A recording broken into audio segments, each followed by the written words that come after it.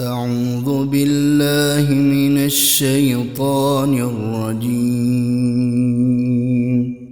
بسم الله الرحمن الرحيم.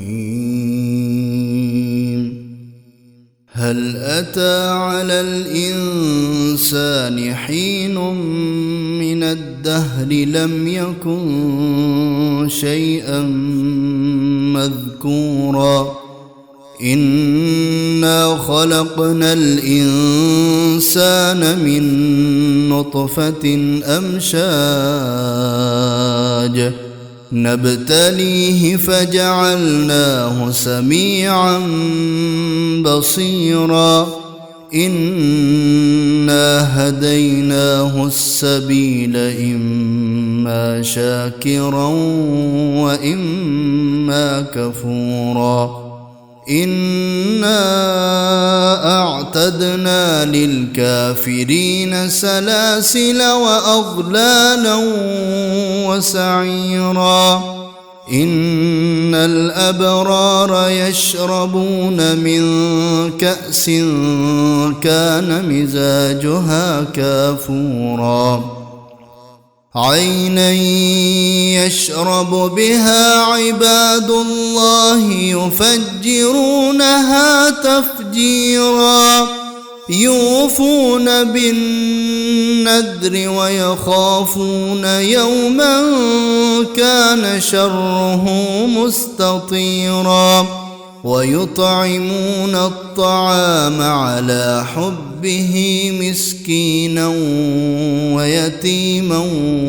وأسيرا إنما نطعمكم لوجه الله لا نريد منكم جزاء ولا شكورا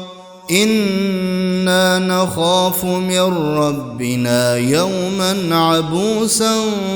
قمطريرا فوقاهم الله شر ذلك اليوم ولقاهم نضرة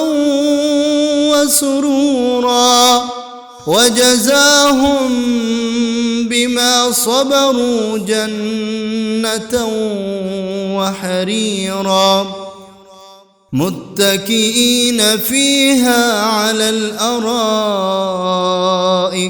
لا يرون فيها شمسا ولا زمهريرا ودانية عليهم ظلالها وذللت قطوفها تذليلا ويطاف عليهم بآنية من فضة وأكواب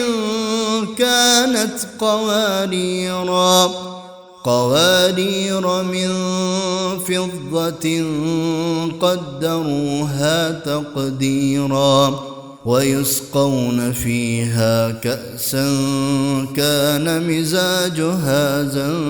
زنجبيلا عينا فيها تسمى سلسبيلا ويطوف عليهم ولدان مخلدون إذا رأيتهم حسبتهم لؤلؤا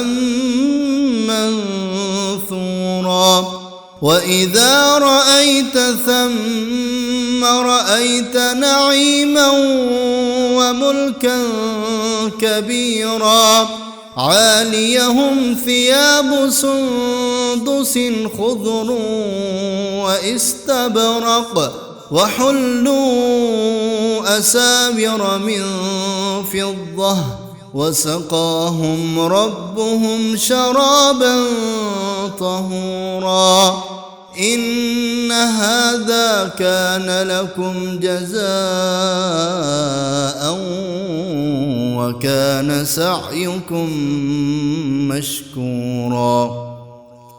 إنا نحن نزلنا عليك القرآن تنزيلا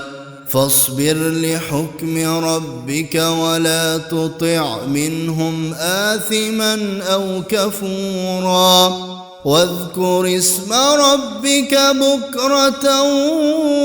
وأصيلا ومن الليل فاسجد له وسبحه ليلا طويلا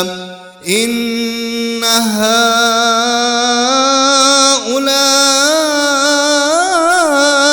يحبون العاجلة ويذرون وراءهم يوما ثقيلا نحن خلقناهم وشددنا أسرهم وإذا شئنا بدلنا أمثالهم تبديلا